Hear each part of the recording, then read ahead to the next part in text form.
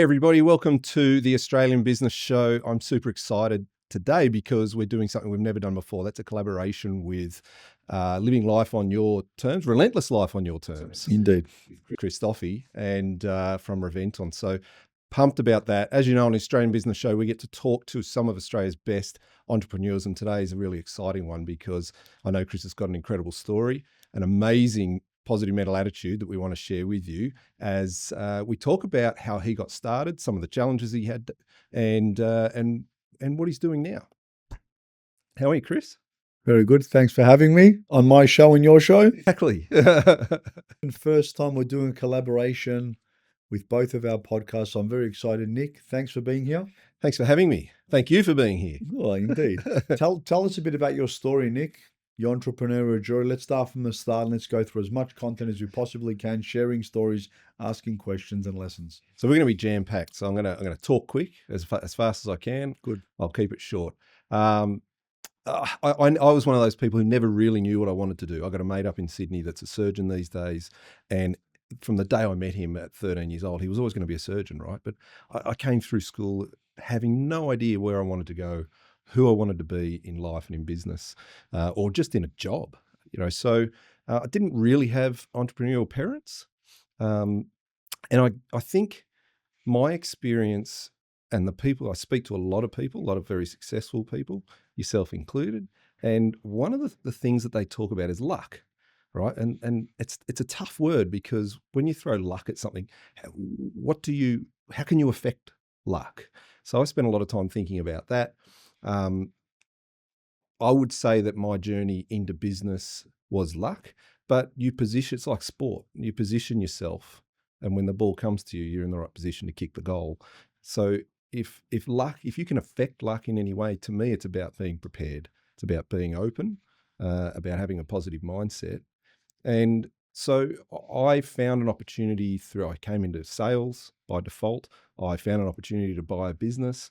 I didn't necessarily have it on my radar, but so I was talking to somebody one day, Luck, who said they were looking to sell his business. And I brokered a deal with him to be able to buy into that business over 3 years. And then he retired and we took off from there. So how long ago was that? It was 2007, September 2007. So if you got to look at that now, you mentioned luck, and I believe luck is just when preparation meets opportunity. Preparation is an epitome of hard work. The harder you work, the more prepared you are. That's when you become lucky, because without that preparation, luck is going to just disappear. It won't be anything. You can't take advantage of that opportunity. So luck is definitely you can't identify it, can you? Well, you can't maximize it. You can't optimize that. You can't monetize that. You can't be impactful with that. So I do believe luck plays a part, but the luckier you are, you'll find the harder you work, the luckier you're going to become. Yep. So you started your journey. You got into your first business in 2007? 2007. Yep. So we're going on 17 years. Yep. And from where to now? So give me a couple key milestones. What sort of business are you in for our listeners and for Relentless? Yeah. So HLS Healthcare is our main business. We've got a couple other small startups that we're playing with at the moment. We've just exited another business as well. But so I love the concept of multiple businesses, multiple streams of income. A lot harder done than said, I've found as well, doing that. But I love the idea of that. And I think that, and I know this is something that's close to your heart too, but if you just never quit, if you have a goal, 1%, 1%, you keep moving towards that, you're going to hit your target. So that's kind of where I'm at, is going, well, they're the things I want to achieve. And the more that I continue to walk towards those things, then the more positive I find that I'm going to be to hit those goals. Walk me through some of the timeline of events is what I'm asking. 2007, we bought the business. What happened in 2008? GFC. So that was a baptism of fire. And at that time, we still had our business partner, our then business partner, the guy we were buying the business from, involved in the business. And whilst he and I never really got on that well, I learned a lot from him. And I subscribe to every opportunity is learning. Always look for the learnings, good, bad, or otherwise. There's something to learn. Of course. So what did I learn from a situation where I was with somebody who, a bit older than me, maybe we weren't the same, we didn't get on that well, but I watched what he did and how we managed the business through 2008. Fast forward then to 2019, 2020, what happened then? Then we hit COVID. So here's another crisis that we have to manage in business. And I found that we approached that with so much more confidence, where so many people were being derailed because we'd Correct. been to, yeah, we, But also, there's something that's happened there at COVID. Like in 2008, I scaled my business. I actually went and found an investor, and I said, "This is the perfect time to step on." People go, "What are you doing?" I go, "I want to go hard now because if you can scale a business, and if you look at some of the greatest businesses that were scaled or started in times of recession or tough times, so if you can build, mold, grow, or scale a business at that time, imagine how much easier it's going to be." So when everyone was calling me absolutely crazy, I thought, I'm onto something here, and this is the right time. So in 2008 is when I started to scale Reventon. but were you always wired that way, or had you learnt through some kind of experience that when when the going gets tough, the tough get going, right? It's like, here's an opportunity. Buffett says a similar thing in his investing, right? When there's blood in the water, he's in. When everybody's euphoric, he's out. Be greedy when people, when people are fearful, and be fearful when people are greedy. Yeah, so I understand that mentality. No, for me, it represents opportunity because through tough times, I want to see who shows up. And when I say I want to see, I'm talking about myself. I want to see through that diamonds are formed through the most extreme pressures. Humans are the same.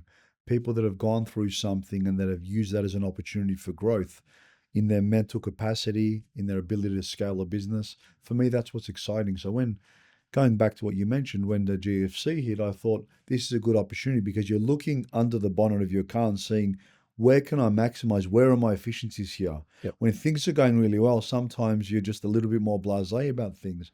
You're not looking at things under a microscope like you should.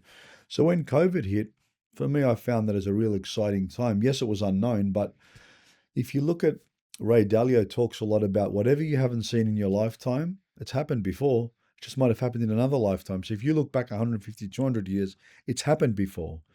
And I'm in real estate. Real estate's cyclical. Every 7 to 10 years it doubles. But the market doesn't go like this. It goes like that, which means at what point of the market do I have to learn? Do I have to upskill? Do I have to sharpen the axis, people say, to get better at what you do? So I think it represents an amazing opportunity when things are really tough. And for me, I love that because when people think he's going to quit, he's got no way out, he's in trouble, that's what really excites me because I think, you know what? I'm going to grow here. What's going to happen? What's the worst that can happen? I'm either going to succeed or learn. So either way, I'm good. Yep. I'm going to be smarter. I'm going to become more efficient. I'm going to scale. I hope it's hard. Yep. So when you look back and I'm reflecting back to my business life, every time I've had major challenges and I thought this is going to be challenging, I look back now and go, that was one of my best learning moments at that stage. I've evolved as a business owner. I got better, faster, more efficient. And I think that's reflective even of my mentors when I asked them, how did you overcome that setback? What did you do here? And it's just a different way of thinking. Were you always that way growing up? Since I was a kid, it's in my DNA. Yeah. So this is the thing that I am always interested to just try and tease out a little bit, is because you'd listen to different mentors. I've got, and I love the idea of mentors and advisors and coaches, and I've got my own. And I know you believe in the same thing. You just spoke about a few of yours. But so many of them say, if I can do this, anybody can do this.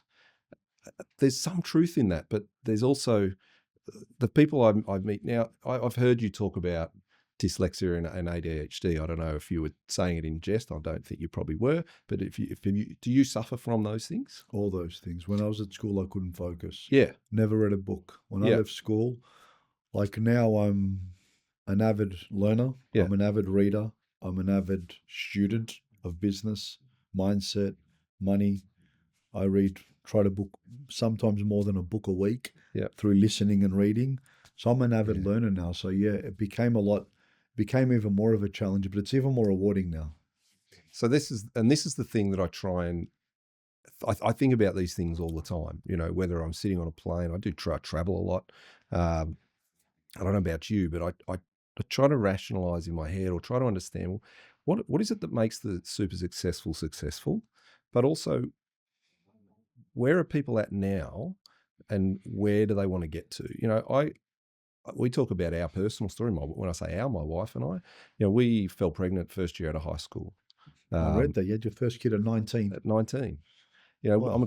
I'm a grandfather now these days. I've You're got a 4-year-old 19. granddaughter. I feel like old. I was 23 when Alec was There you born. go. See, so still young, right? But try 19. So first year out of high school. Now we had to make a choice.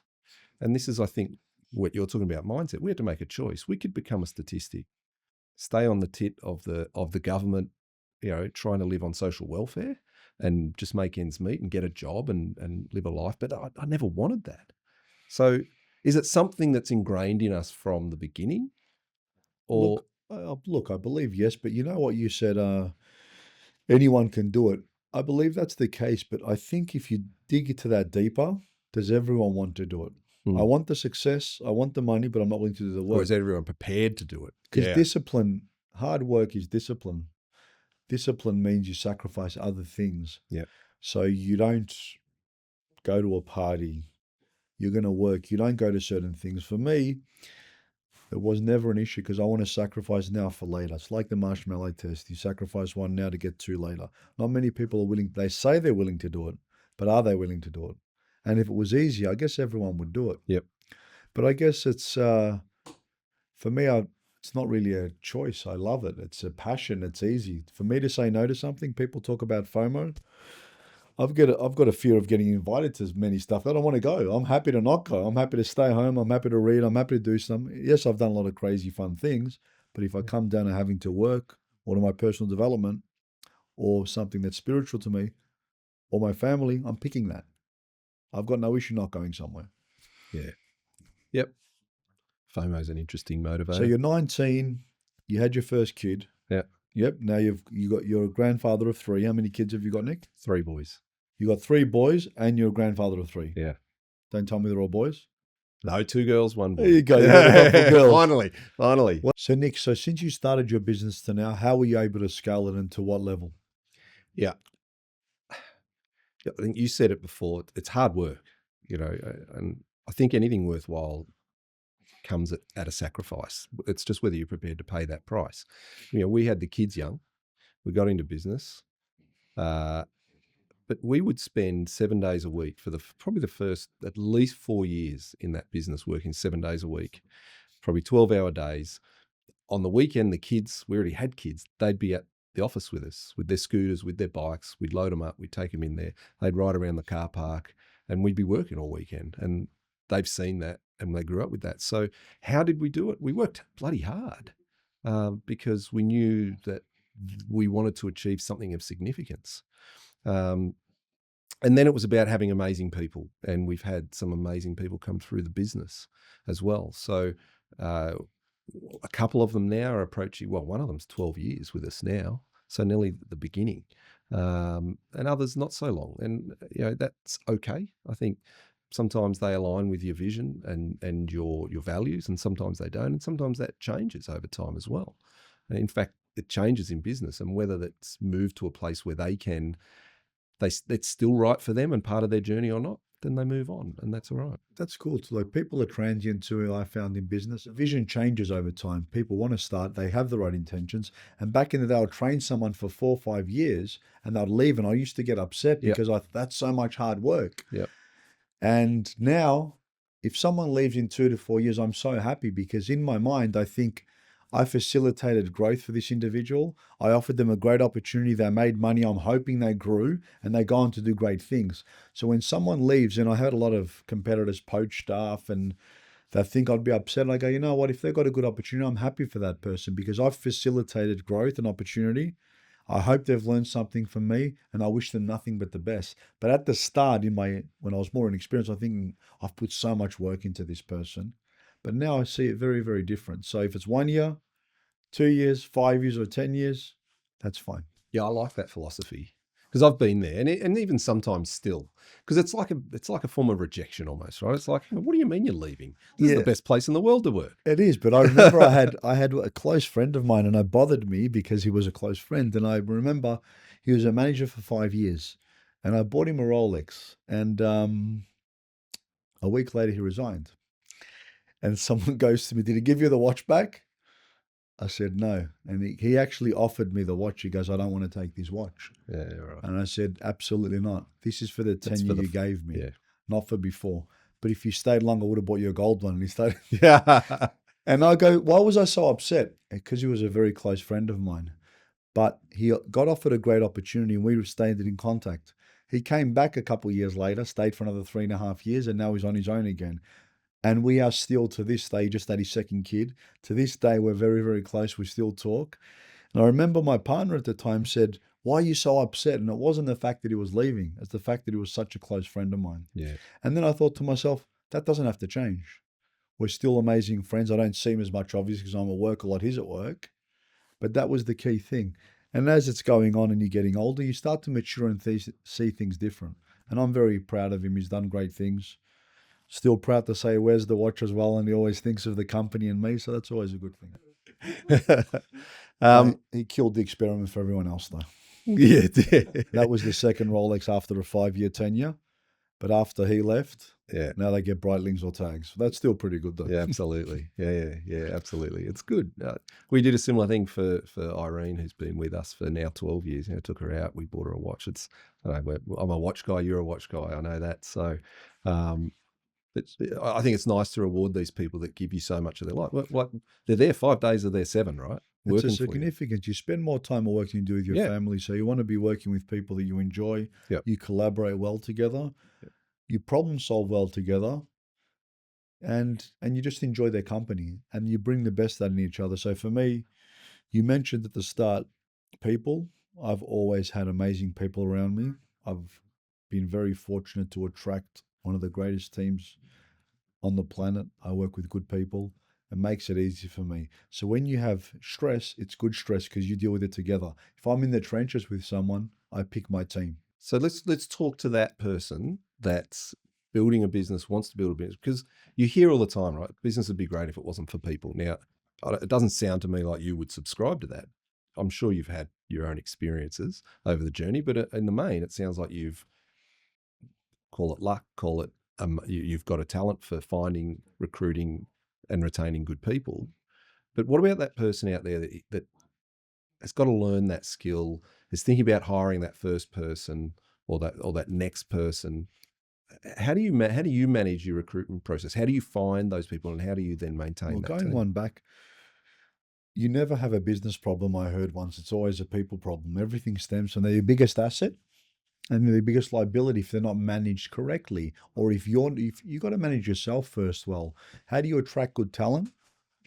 Be very clear with what you want, offer clarity, understand what your values are, because like attracts like. Bring people that I have an amazing giving team here. I'd like to think I play a part in that influence. How do you attract them and keep them? Good reviews, make sure they're remunerated well, but more importantly, they're appreciated. I've had challenging times and I've addressed my team and they've come up with solutions. And I always use the analogy, if I'm going to go into the trenches, I look on the side and I'm proud that I'm walking in with them, because business sometimes feel that way. And also you said, do we have challenging days and you think, wow, it's tough managing people? Absolutely. I'd be lying to you if I said I didn't. But overall, it's great working with good people. It does have its challenging times, but show me one thing that isn't challenging that's significant. I had a great entrepreneur on my show. It was in Queensland when I was filming at that time. And he has a sign in his office. He said, a true entrepreneur is someone who leaves his 40-hour-a-week job to work for himself for 60 to 80 hours a week or something along those lines. And I thought, that's exactly what an entrepreneur is. The one that want to go work on by themselves because they want to cruise your life or to not work, I don't think you're going to build something significant. And he said to me, I remember, Carl Brand, his name was, great entrepreneur, runs a big solar business. He said, to build something significant, it requires sacrifice and time. And I said, I could not agree with you more. And he was the living embodiment of that statement. Yep. And when he said he had that sign in his office, I thought, doesn't surprise me. Yeah. Yep. Yeah. Spot on. So unpacking that a little bit, some of the key factors for people, I guess, that either want to get into business, are in business, looking to scale their business, is people, effort, time, and it's going to take some sacrifice. Be willing to put in the work. If you don't want to do it, You heard the term entrepreneurs? There's intrapreneurs, people that don't want to be an entrepreneur. They just want to work within a company, be the 2IC, the 3IC. All of that's Mm, fine. mm, It's identifying what you want to do so you can be passionate towards it. I only want to work 40 hours and I want to spend time with my family. That is the right strategy for you. mm, I want to build a business. What does that demand? 80, 90 hours, 70 hours. That's the right strategy for you, but you need to commit to that. I don't mind, out of all my 4 kids, I don't mind what they do as long as they commit to it. Do you want to be an entrepreneur and successful? You need to commit to that. You want to work a 9 to 5, spend more time at home but not having much money or whatever the case, that's fine. That's the right strategy. No one should tell you that that's wrong. But commit to whatever you pick mm. and do it correctly. Become more efficient, become more proficient at something. Now, that requires dedication, but also requires clarity. Now, you might want to be an entrepreneur and change your mind. You might want to be an intrapreneur and change your mind. That's all okay as well. Like you mentioned, people leave jobs and change. It's all okay. Mm. You might just change every couple of years. It doesn't really matter. But commit to what you're working on. That's just my 2 cents worth anyway. Yep. Yep. I know I'm going to get this wrong, but it's something similar to this. So Tom Brady said that commitment, dedication, what was the other word he said? But equals success. Essentially, it was, yeah, commitment and dedication and perseverance equals success for him. So dedicate to what you're doing and understand that you can't have it all now. Maybe you've got to sacrifice something, and that might be some time. But I had to sacrifice time with my family in the early days. but it's the conscious decision that anyone would make. For me, Mm. I started planning for my retirement when I was 19. I knew what I wanted. And for me, money was very important. And it's not the just having money, it's what that money allows me to do. It's what that money allows me to give my family.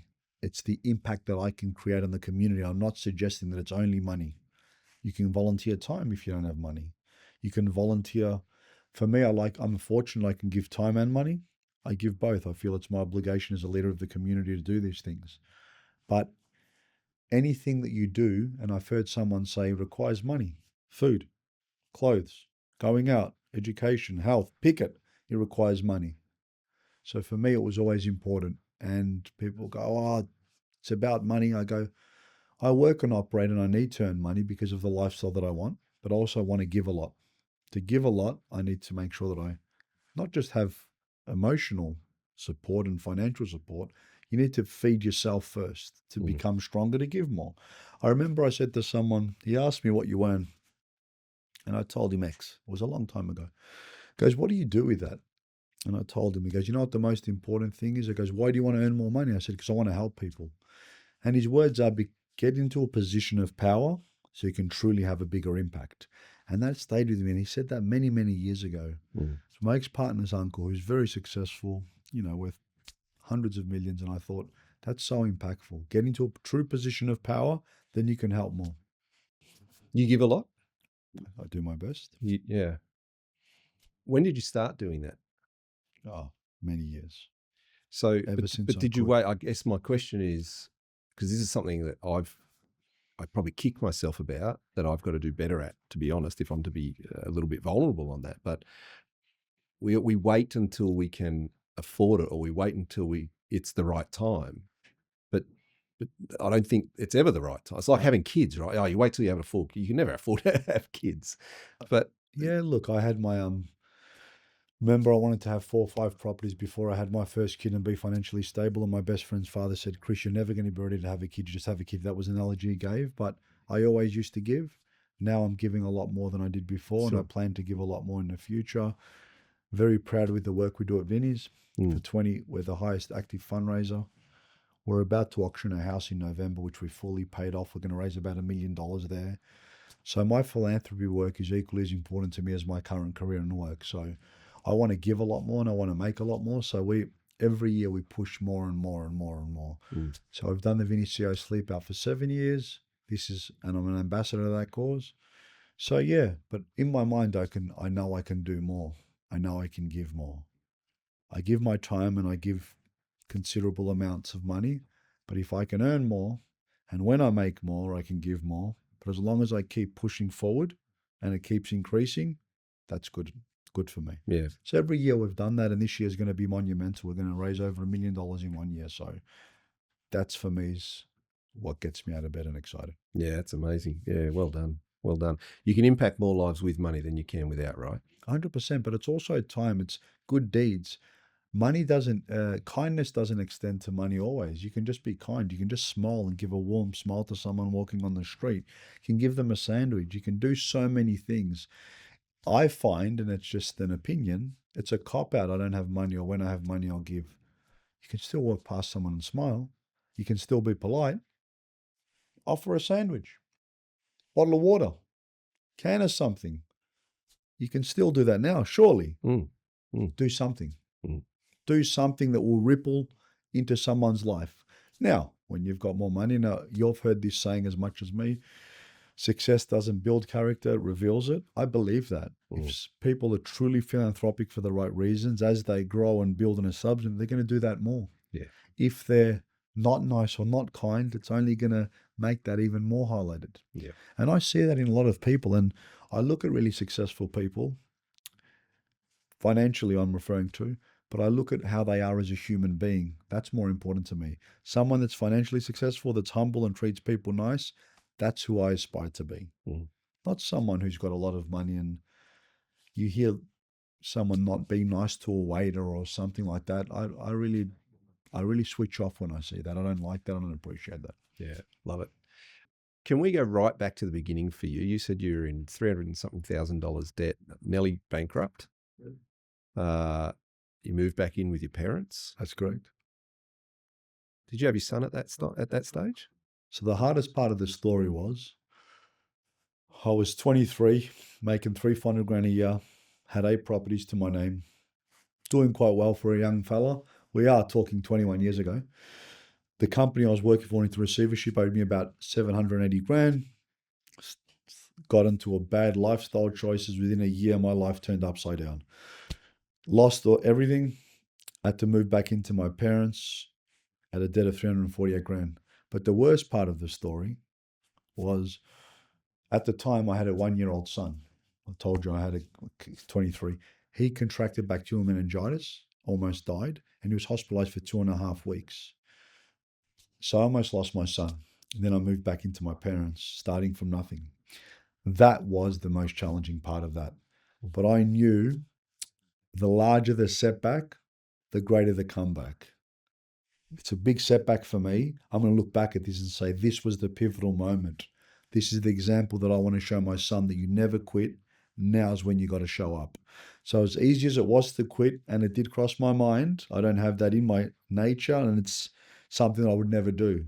I thought, this is tough. Now it was the other element of that was, now I can show up and see what I can do. Let's see what you really made of. So when you've got those thoughts in your head, this is tough, it's in trouble, and the other party's, well, this is what you want. You said you're going to show up, show up. So I have internal dialogue, and I usually talk to myself, and I think, well, let's see what you got now. So I like the situation looking back in hindsight. I've recently, a couple of years ago, went through another one that impacted me equally as much. I responded in kind, the same. When COVID hit, when the financial crisis hit, it was like, well, we're here now. What are we going to do? Roll up your sleeves and let's get it done. And I think the more times you see it, and I refer to property because I'm in real estate, it's cyclical. So properties go up, they stay stagnant, they go down. It's always cyclical. So how do you ride that storm? How do you ride when a GFC comes? How do you ride when a global pandemic comes? You go around good people that have navigated through similar situations. Might not be COVID because COVID was new, but I'm sure they navigated through something, maybe a GFC, maybe a crash. And if they haven't experienced something, look further back. So Ray Dalio says it the best. When you look at changing lives and they look at decades and decades, whatever you think you haven't seen, it's happened in humankind before. Just look back far enough. Yep. So going back to your story. Yep. You're 19, you've had your kid, you've started your business. At 4 years, you're working very, very hard. The kids are coming on the weekend, they're playing with you. And I think subconsciously what you have shown your kids, and I've seen my kids see that, is an amazing work ethic, or also what's required. Subconsciously, without you even maybe trying, I'm sure you might have been conscious of it, you are showing your kids what it takes at some level to become successful, which my father and mother instilled in me as well. When I look back at certain things, sometimes it's not what they said, it's what they did, it's how they did it, it's how often. So a lot of the philanthropic work that I do, it's my father. You observed that in them. It was Yeah. my dad. My relentless attitude, I'm never going to quit. I don't care how it is. That's my mother. Sometimes it wasn't what they said, it was what they did. And I'm yet today to find a person to ever say a bad word about my father. I've never met a kinder, nicer human being in my life. And that's a son saying that. So I might be biased. I cannot tell you how many times I've heard that about my father. Mm. So everything that I got from that, subconsciously or consciously, was my father. Yeah, I love it. Judge a man by what he does, not by what he says. Eh? I had this conversation with my daughter on the way to school today. I said, sweetheart, she's 11. I don't even listen barely to what people say anymore. I watch what they do. I see if it's congruent with what they say and do, because most people aren't. Anyone can talk. I said, I observe everything that goes on. You will see so much more by watching, sweetie. And I tell my kids this, and maybe she's too young to understand, but the more I say this to her and the more she observes it, like I've had mentors for a long time, and sometimes they say things to me, and I'm like, huh. When I've heard it a second time and a third time, I'm starting to experience it, and I go, now that makes sense. Now that's clicking. And I was never good at school, as you mentioned all those things at the start. And sometimes I didn't even understand what they were saying. I was 2-3 years behind my classes. In my head, I was, how do I make money? How do I be an... I always knew at 25 I wanted to start a business and be an entrepreneur. I knew that at like 8 to 10 years old. Didn't know what, didn't know how. Did you? Yeah. I wanted to work with a suit and wanted to run my own business. I knew that. That's all. So when I was at school, I was daydreaming or doing something else. But when I think back, why I wasn't understanding, I just wasn't interested. I never picked up a book. But now I'm obsessed in learning. It's my number one thing that interests me, is learning and evolving and becoming better, kinder. But when I was at school, I was like, I wasn't a good student. No, neither was I. Neither was I. The interest thing is there for sure. There was a confidence thing too. It's like my brother was the smart one, the academic one, Yet, and it was like, well, I'm not the smart one. I'm the one that's good at sports, or I'm good with people, or whatever it might It's a be. different intelligence. Yeah.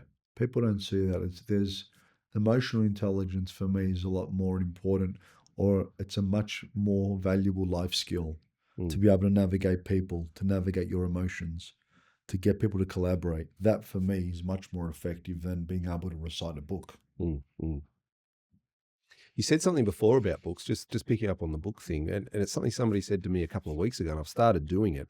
And not only do I read the book, but I listen to it at the same time. So it's something you do, right? Yeah, I do. It's powerful. I started doing that years ago. Yeah, I love it. It allows me to focus because I get distracted.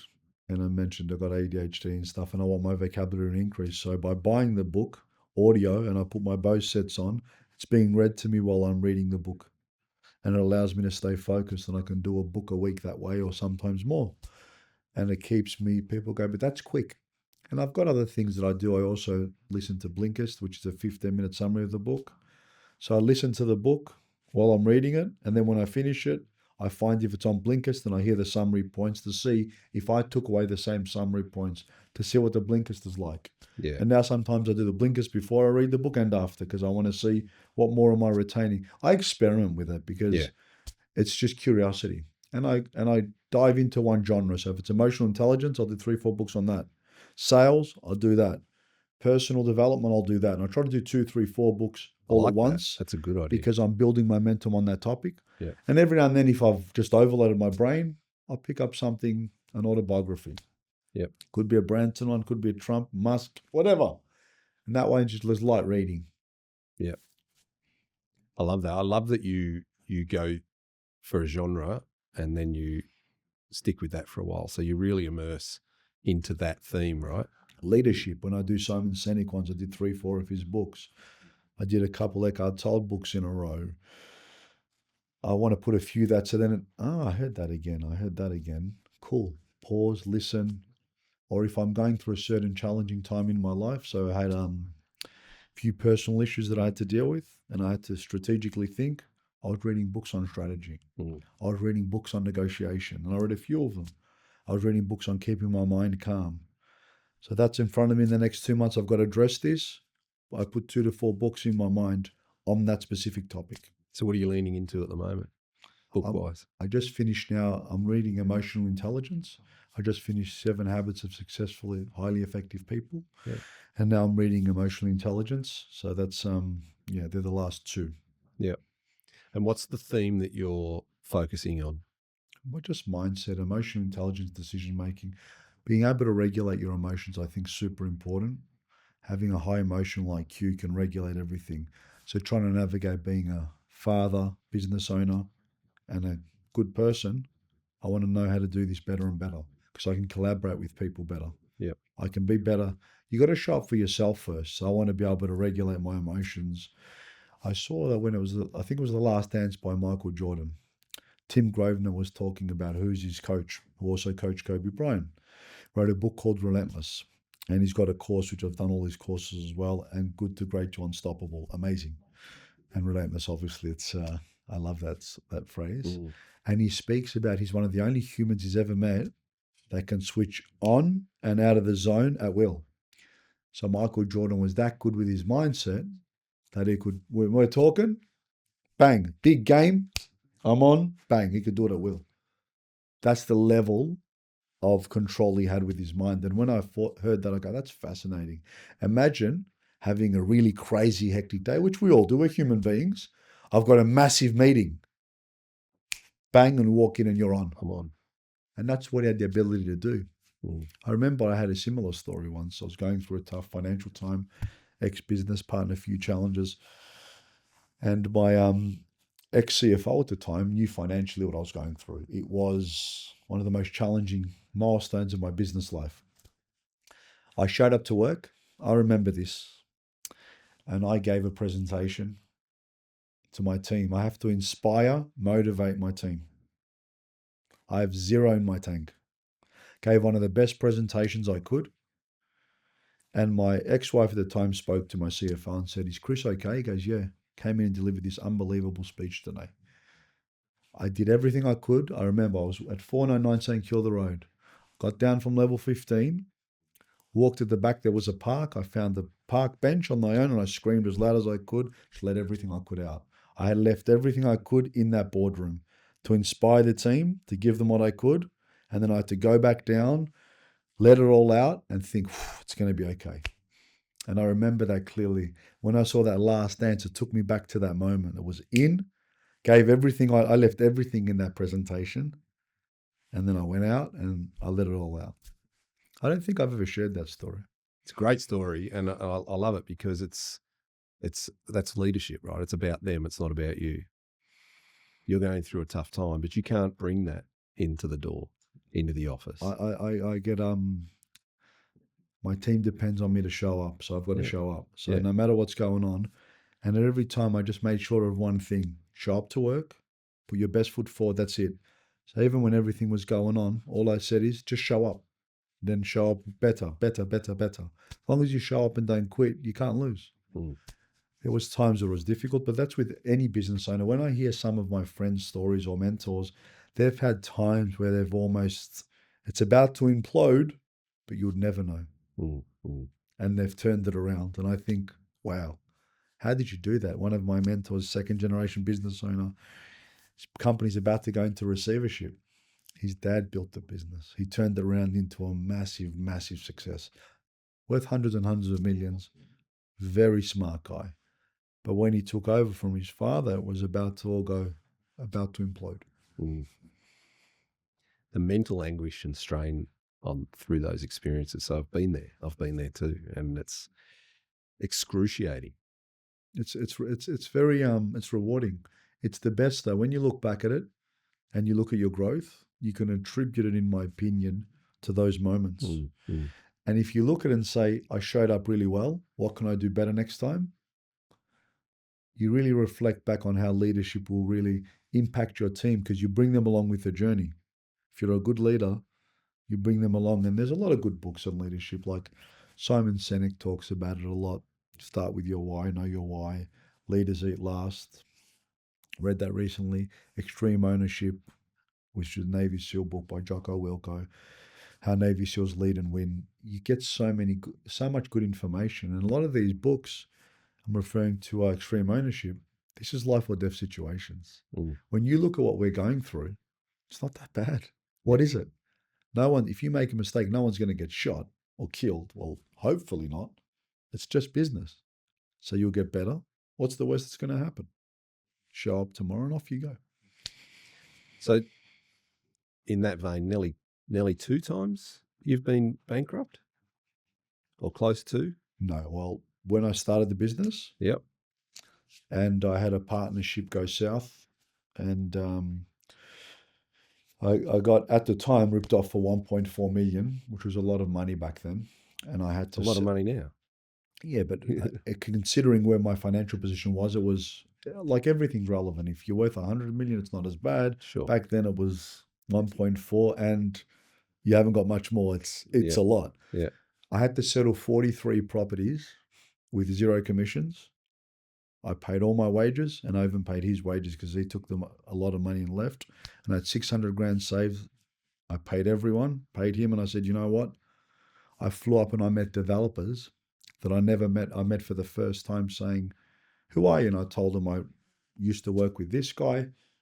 What the hell do you want? We owe you X amount of money and I owe half. Is this a joke? No. I need this long to pay you, and if I can't sell your property, I'll give you the money personally. Is this a joke? I said, no. He said, you ran off with the money. I've had one of the other builders that knew me because I had to go see 4. 2 never knew who I was. 2 did because he was borrowing money up front because we were using it to market. I made a trip and I visited all 4. 2, as I mentioned, never knew me. They thought it was a joke. The other 2 go, he told me you took X money. I said, no, not me. Let's just see what happens now. Let's see what he does. Let's see what I do. I'll sell X and I'll give you that back. I did. I was true to my word on every person. And I wasn't even going to work with them again because I was selling in different locations. But a debt's a debt, and I honored it. Our 4 values in our business are honesty, integrity, people, and passion. And I think you just spoke about all 4 of those in what you just did there. Honesty and integrity.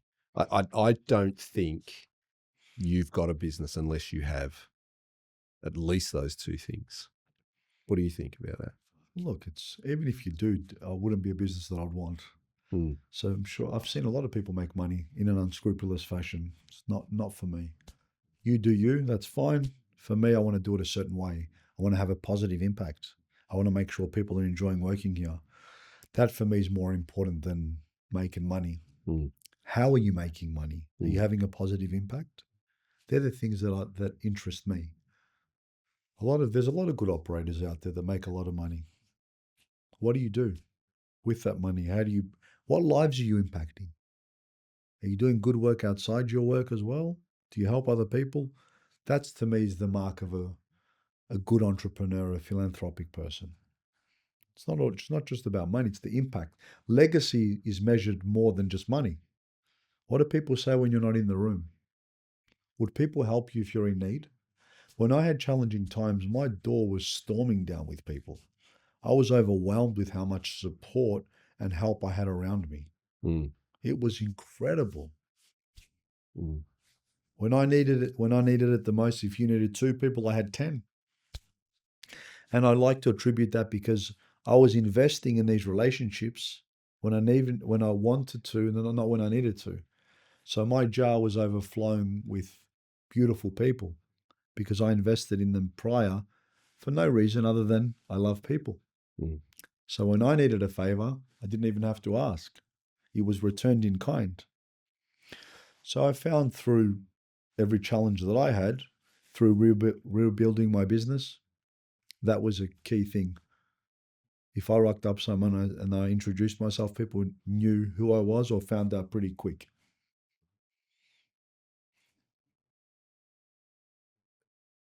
Did you find you've been able to rebuild faster based off what you learnt each time. 100%. They say if you reset the world, give everybody $0, give it enough time, it will all fall back to where it is. Mm. And that's due to your mindset. That's due to, imagine if you got 50 people in a room, you all reset them to $0. 50 people. Half is financially successful because there's only one element of success and half are not. If you give it enough time, it's going to pretty much end up exactly the same. Mm. Because they've got the knowledge. When you're starting with zero, you're never starting with zero again. I always say to myself, you're starting from experience now. Mm. You're starting with knowing what not to do. You're one step closer. So when people I got divorced a year ago and that was a big setback again. But I thought no matter where I start from, yes, it's a big setback, but the knowledge and the relationships that I have now, you can springboard that much more times or so much quicker. And a lot of 40-year-olds that have lost money, 50-year-olds that have gone broke have come back quicker, better. Why? They've got knowledge. Mm. They've got the lessons. They've got the experience now. So knowledge and experience, what a great combination because you can rebuild faster. Now, if you don't rebuild faster, what's your options? Smile and go for it. Doesn't really matter. Doesn't change your situation. You still got to do the work. So focus on that. I went through a stage in my business where we went from playing to win, and then you have some success and you get a little bit comfortable, or I did at least. And that was a scary time. You go, hang on a minute, there's something not right here. Because all of a sudden you change. And what I did in that time was start playing not to lose instead of playing to win. You're protecting what you've got. Yeah. Yep. I can appreciate that. And that's a dangerous place to be, right? Because it's like, if you don't want to get comfortable, yeah. You don't want to get comfortable. But also if you stop growing. And if you're not growing, you're dying. Yeah. I don't know that business, maybe once upon a time, you'd see people who had businesses that were generational businesses. I'm not talking about corporations. I'm talking about the hardware store or the bakery or the butcher or whatever. And they were generational businesses. And that business was that business, the same for years and years. But I don't know the business is like that anymore. Business moves at a rate unlike anything we've seen before. Though. It's more transient. And if you look at, I find it fascinating, and it's particularly in Asian cultures where they do business plans. We do traditionally, how long's a business plan? 3, 5, 10 years? Now, you've got to be nimble and things change. I get that part. But in the Asian culture, when I heard they do business plans that are 50 and 100 years. Yeah. Now, we're talking 100 years. That's 2, 3 generations. Yep. They're doing generational planning. Can you imagine the level of strategic thinking? When I heard that, it blew my mind because I thought, wow. And you see, I want to make a decision that's going to affect my kids' kids in a positive sense, of course. Yep. And I'm thinking that's a different level of thinking. You understand why they build these amazing businesses. Now, if you're going into a business to make money, it could be transient. Your kids might not want that business. The succession planning is not as important. There's so many elements. But when you're thinking that deep, you've got a much higher likelihood of achieving that outcome because we're starting off with a roadmap. This has got to be a 150-year plan. Now, you're going to have to change, I imagine. It's that long, but different level of thinking. So when I heard that, I was absolutely fascinated. I thought, wow. Yeah, I've heard the same thing. That's incredible. Yeah. Can you imagine, hey, listen, Nick, I need you to give me a business plan over the next 100 years. Bring it to my office in a month. And you're like, 100 years? 100 years. What does that mean? And it might even be, imagine even if you put, hypothetically, a conservative growth rate per year on year, and you compound it. Can you imagine what sort of an empire international you will build? Even if it's marginal, but it's compounded over that period of time. 10 years is great. 20, 30, which is pretty incredible. Yes. So let me ask you, Nick, because what are some of the key takeaways you've learned in business and some of the things that you'll advise people that they should consider when they're starting a business or they're trying to scale one? All business goes through ups and downs. So you need to learn. It seems to be, I'm catching myself saying this because I hear so many people saying it now. These things it's like during COVID, the whole pivot thing. Well, it's the similar thing, right? All business goes through change, but you've got to get comfortable being uncomfortable. I think for me is something that I had to learn. It's like lean into that discomfort. You spoke about it through some of the experiences that you've had, be that COVID, and you're like, no, we're not going to pull back here. We're going to lean into this. We're going to push harder. So I think one is get comfortable being uncomfortable. Decide if you're prepared to put the work in, because it's hard work. It's like a marriage. Marriage is worth it if you're prepared to put the work in. Oh, And you don't get divorced. Yeah, well, So. I haven't been down that road. Touch wood. I'm coming up next week. 29 years. 29 years. Congratulations. That's incredible. Yeah. So we're pretty proud of that. And but it's like business. It takes effort. Otherwise it dies on the vine. And business is the same. It takes effort. What it you takes put in energy. is what you get out, though. Yeah. Yeah. Yeah. I always say the business, your personal relationship, and your family, and what you do at work. The harder you work, the more rewarding it is. They're the three hardest things: your family, your business, and your marriage, your Yep. relationship. So use those two as separate. The more effort you put in, the more fruitful they'll be. Yep. You're going to have the good, because if you don't have the bad, you can't appreciate the good. And so lean into the bad times, understand they're going to come, whether you like it or not.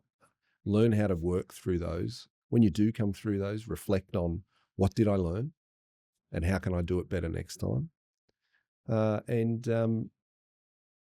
decide if you're prepared to sacrifice what it takes. Now, Nick, we can talk business for hours and hours. I feel we've scratched the surface on a lot of topics. It's been a bit unorthodox going back and forth with both podcasts, but it's been remarkable. Yeah. I always like trying new things. So Yeah. maybe we'll have to do another episode of Just Relentless and Just the Australian Business Show. But whatever it is, I've really enjoyed our chat. And it's custom on the podcast to go with our quick fire questions. Okay. Are you ready, Nick? Let's go. What are your pet hates? Fake. What keeps you up at night? Not much, if you ask my wife. What brings you happiness? My family. Name one of the 7 dwarfs that you would be like. Which one of the would you most like? Sleepy. Is there an event that changed your life? Definitely. When my wife fell pregnant at 18. What is the most embarrassing thing you've ever done? Wow. What's the most embarrassing thing I've ever done? Probably so many I can't count.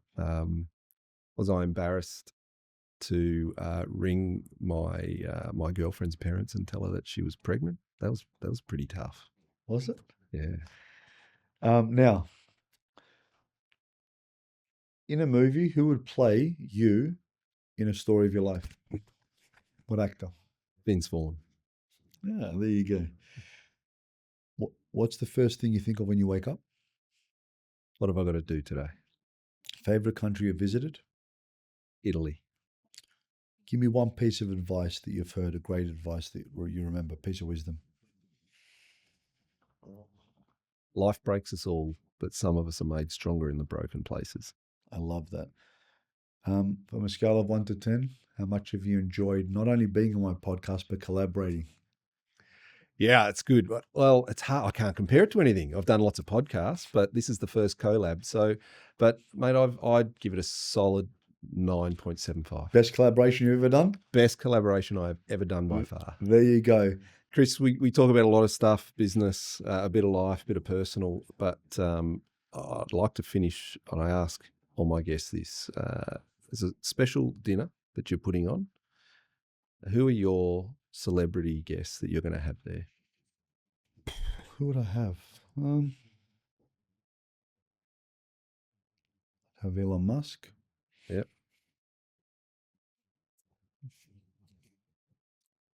Gandhi. My father.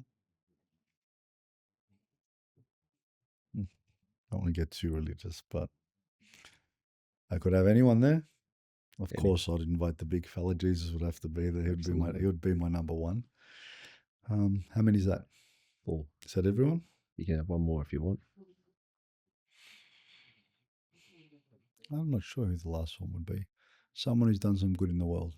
Someone who's had an impact. Maybe Martin Luther King or someone who's had a positive impact in the world. Yeah, I love it. Be a good dinner. Be a great dinner. Yeah, yeah. If we run out of wine too, we've got Jesus to turn the water into wine, would be fine. Imagine the conversation between Elon Musk and Jesus That Christ. would be good. Chris, it's been a real pleasure, mate. I know I've thoroughly enjoyed it. I think you're right. Our collaboration experiment here has been good. It's been different. It's been a bit stop start, but I reckon it's been a win. How have you found the podcast? I've loved it. I want to see more importantly, how people respond to it. And if they've found benefit in it, I'd love to hear comments on it. Yeah. We can do more of it, but more importantly, has it had an impact and have people enjoyed it? I certainly have. Yeah, let's hope so. Let us know in the comments. Thanks for watching the Australian Business Show. Remember, if you like the content we've got, if you've learned anything and you know somebody that could learn something from it, that wants to do business, scale a business, and understand business more, like, subscribe, share it with them, because it costs you nothing and it might just change their life.